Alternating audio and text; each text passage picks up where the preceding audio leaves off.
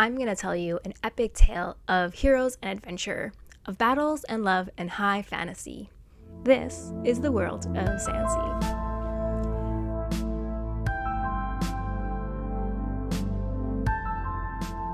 Before we dive into this epic tale, let me explain the world of Sansi, rich with its own cultures and beliefs. Sansi lore has it that over a millennia ago, there existed 5 great dragons. There was Kala of the seas, Lupa of the land, Lita of the breeze, Grail of the cosmos, and Apo of the flames. Together, they grew from hatchlings, sisters who learned and dreamed together. As the centuries passed, they grew and desired to create a world of life, but they began to fight on what this world would look like. Kala and Lupa allied, creating an unstoppable force. Lita stood on her own, the strongest and quickest of all the sisters. Grail knew she could not take on her sisters, formidable dragons, on her own, so she split herself into 2. Grabida of Attraction and Ela of the Light were born. Apo, not wanting to hurt her sisters, left them to their dispute. She understood that her powers, left unchecked, could cause the most pain and destruction. For a long time, there was only fighting between these divine siblings. At the climax of the dragon dispute, a powerful blast drained the life force of each goddess, and they plummeted from the sky. Apo could only watch in horror as her sisters fell lifelessly into the void. Kala, seeing the nothingness and eternal damnation which awaited them, expended every last bit of her power she had left within her. This act created the Great Sea, into which all the goddesses fell, and their heavenly bodies breathed their last. Although their power would return in due time, they would have to spend eons recuperating in order to regain even a fraction of what they had lost. Creatures, imbued with their life force and magic, would soon spring forth from their corpses as divine energy leaked into the land. Kala was much worse off. Almost entirely drained, the goddess experienced a prolonged, unfathomable pain and descended into madness. Where Kala fell became known as Kalang, the land of deserts and disorder, home to the Kalashtar, turtles, and over time, tieflings. From her darkened heart also sprang the monsters of our world. Where Lupa fell became known as Lupain, the land of forests and bounty, home to the Tabaxi, hill dwarves, and humans. Where Lita fell became known as Alita, the land of ice and purity, home to the Dragonborn, half-orcs, and eventually the Warforged. Where Grabida fell became known as Grabid, land of the tropics and tranquility, home to the Firbolgs, the Genasi, and Tritons. At one point, this was also the home of the elves and other diminutive beings. Where Ela fell became known as Elah, land of mountains and strength, home to the Aarakocra, mountain dwarves, and Goliaths. Apo continued her solitary watch over her sisters from the skies above, creating lesser dragons in their likeness out of a desire to see them again, and to act as caretakers of the world. This would be the end of our story were it not for the powerful children of Grabida, the elves, who saw fit to remove themselves from the world and its wars. Tapping into the power of Grabida herself through her earthbound resting place, the elves lifted their city and its surroundings from the ground to its current perch, floating in the clouds. In this way, Lulu was created, land of sky and wisdom, home to the elves, gnomes, and halflings. Unbeknownst to the elves, their act of dividing Grail's soul, already split into Grabida and Ela, birthed a new goddess. Luma came into existence, alone and unable to find her sisters.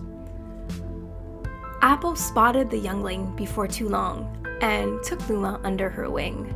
Together, the two playfully spend their days chasing each other in the heavens above, our sun and moon. And this is the lore of Sansi, Cradle of the Fallen, a world made up of fallen dragons who, in their long rest to recover their powers, occasionally appear as goddesses to the creatures of Sansi. This takes us to the tale of our heroes, on a quest to save the world of Sansi. And who are our heroes, you may ask? Well, these heroes did not start in the same place, or even the same timeline. Who they are and how they came to journey together is a tale worthy of its own.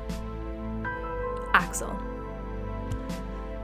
Axel, from the kingdom of Isip, located in Kalang, is a dwarf ranger and fighter. He comes from a family of blacksmiths that specialize in armory, shields, and weaponry, and was knighted as a young dwarf. Axel befriended a dragon that visited Isip occasionally. The dragon hid their true identity, but it is suspected that the dragon may have been the goddess Kala. She taught him Draconic and mentored him in the ways of life as he grew. When Isip went to war again with Utak, their enemy demolished them. Axel was left for dead, but was rescued by the dragon and nurtured back to health. Axel struggled with survivor's guilt and rage towards those that had harmed his kingdom and his people, but would learn over time how to manage it.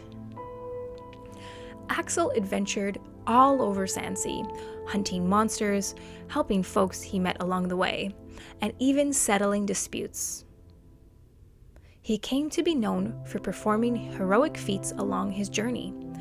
Axel took on a half-elf squire named Squy along the way and tried to teach him the ways of knighthood, until they parted under mutual terms. Axel would eventually go on an epic adventure that ended with a confrontation with the gatekeeper. More on the gatekeeper later. Axel ended up becoming a king and helping to rebuild what was left of Sansi. Still imbued with the adventurous spirit, Axel could often be found exploring Sansi with a trusty band of misfits and dropping into towns frequently to get to know the locals. In his timeline, King Axel would go missing, his last known location questing in the mountains of Alida. So, what happened to Axel? He was pulled through a dimensional portal to another time, an alternative reality of Sansi, where he would meet our other questers. Ban. Ban's backstory is heavily shrouded in mystery.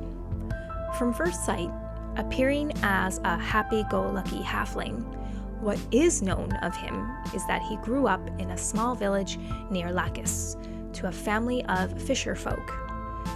He left the village with his older brother Escanor, though they got on each other's nerves and eventually parted ways. Escanor went on to become a monk, joined a party of heroes questing to save the world from the gatekeeper, and died saving Sansi. During this time, Ban followed a darker path. He joined a mysterious thieves' order with ties to dark corners in every city. He would continue to appear as a cheerful, fun-loving halfling, but behind that facade lay a sneaky thief. Ban was not interested in being a hero, but once he heard through the grapevine what had happened to his brother, his vindictive nature compelled him to avenge his brother's death. In his travels to find any information leading to his brother's murderer, Ban teamed up with a dark elf called Darna, and together they followed a trail leading to the famous bard Rainiko, who had fought alongside Ban's brother Escanor and survived the battle where he perished. Just as they were hot on the bard's trail, they ended up being pulled through a portal that suddenly appeared in the temple where Rainiko was meditating. There, Ban, Darna, and Rainiko were all transported to the underworld. Darna. Darna, a drow elf fighter, is the adopted daughter of Drago, a chaotic fighter elf who traveled with Rainiko the bard and Escanor the monk, and quested to save the world from the gatekeeper.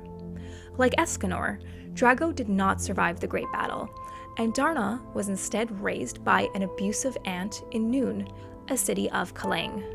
Her aunt was part of the Talon's Guild, a guild of assassins. Darna would be trained by her aunt and the guild and made into a fighter.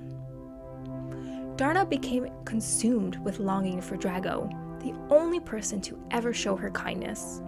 She also grew to exhibit a similar personality to Drago, unpredictable, wild, obsessed with shiny objects and gold, a potty mouth with a penchant to fart and act purely on instinct.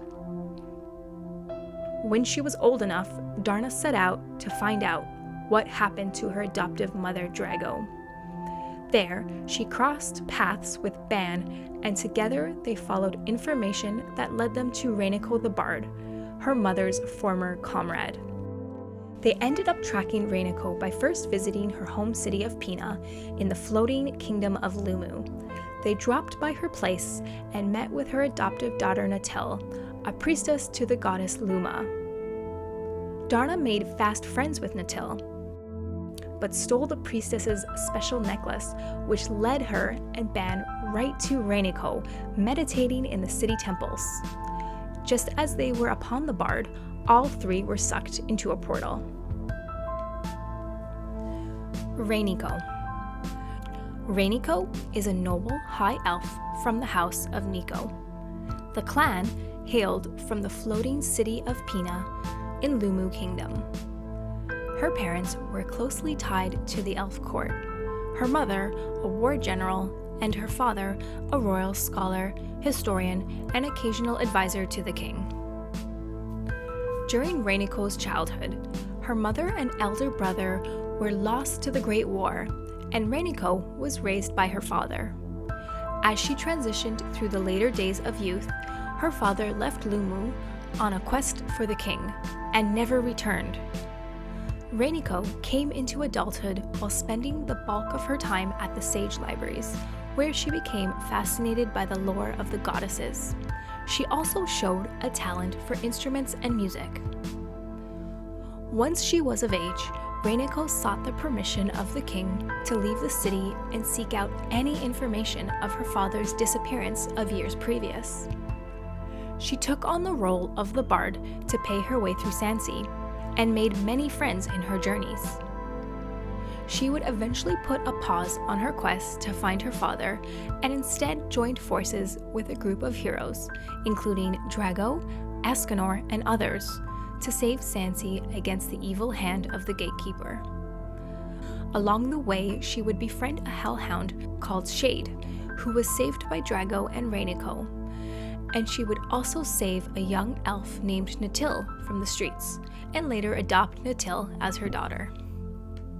During an epic battle against the gatekeeper, with help from the goddess Luba, who banished him back to the underworld, Rainiko became the sole survivor and would go on to be known as the Bard Who Lived.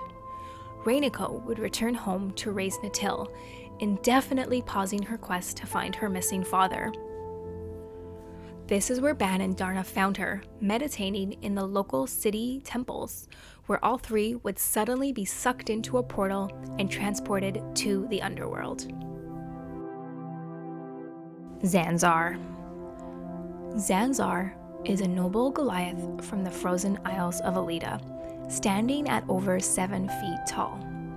At a young age, born to a noble family in the frozen isles, Zanzar was next in line for the throne. When he was just a boy, war broke out throughout the lands, and Zanzar's family was murdered. His uncle Crotus, general of the Great Frozen Isles army, took him under his wing, and he grew up to serve in the military.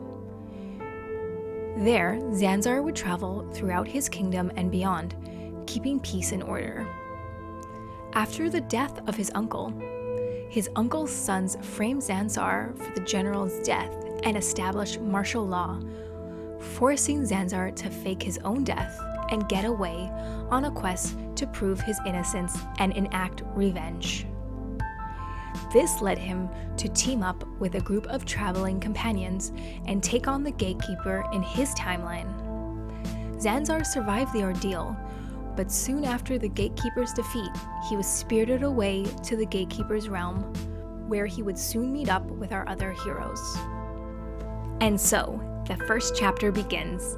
5 heroes meeting in the depths of the underworld, brought there by the Gatekeeper, a former foe to some, present foe to all.